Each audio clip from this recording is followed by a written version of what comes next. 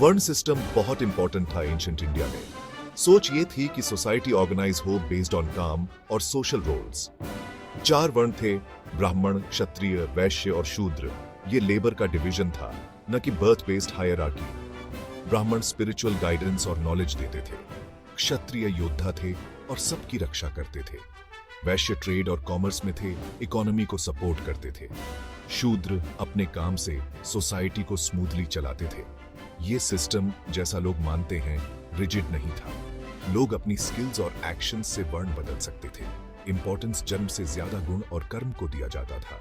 ये फ्लूइडिटी से एक डायनामिक और इवॉल्विंग सोशल स्ट्रक्चर बनती थी, जिससे एंशिएंट इंडिया स्टेबल और प्रॉस्परस बना। वर्ण सिस्टम एक्चुअली सोशल हार्मनी और कोलैबोरेशन को बढ़ावा देता था। अंग्रेजों के आने से वर्ण सिस्टम को समझने और इस्तेमाल करने का तरीका बदल गया। अंग्रेजों ने अपना कॉलोनियल रूल एस्टैब्लिश करने के लिए इस एग्जिस्टिंग सोशल स्ट्रक्चर का फायदा उठाया।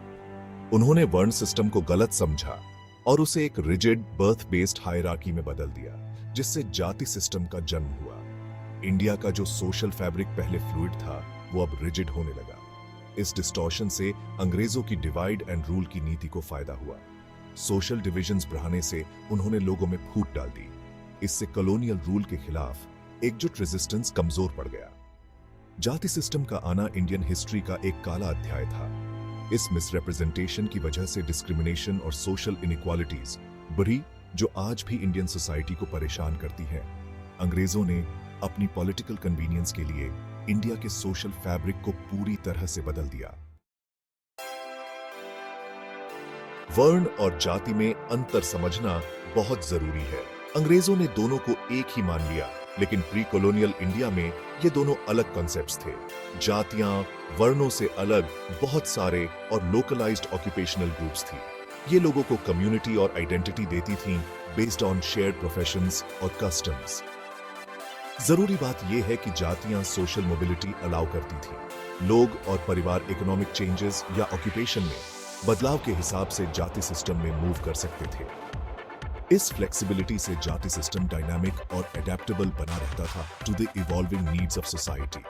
अंग्रेजों ने इस सिस्टम को रिजिड बना दिया और इसे सोशल कंट्रोल और डिवीजन का टूल बना दिया। इसका असर आज भी मॉडर्न इंडिया पर है, जहां वर्ण और जाति के बीच का अंतर मिट चुका है।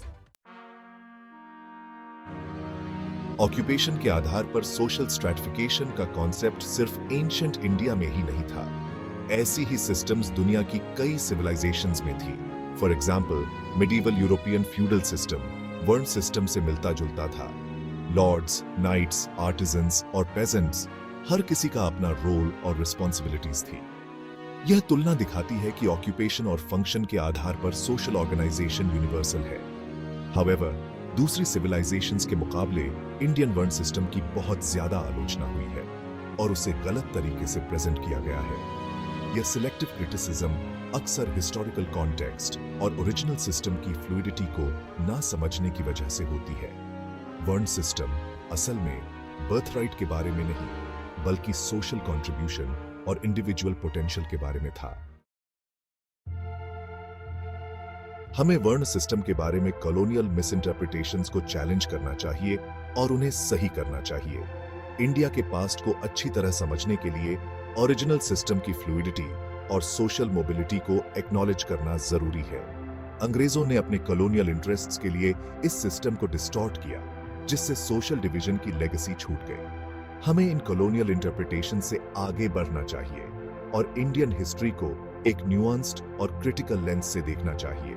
वर्ण सिस्टम के बारे में नैरेटिव को रिक्लेम करना पास्ट को ग्लोरीफाई करने के बारे में नहीं है, बल्कि उसे पूरी तरह समझने के बारे में है। हिस्टोरिकल डिस्टॉर्शंस और एंशिएंट इंडियन सोसाइटी के इनहेरेंट डायनामिज्म को एक्नॉलेज करके हम इंडिया के रिच और कॉम्प्लेक्स पास्ट के बारे में ज्यादा इन्फॉर्म्ड और मीनिंगफुल डायलॉग शुरू कर सकते हैं।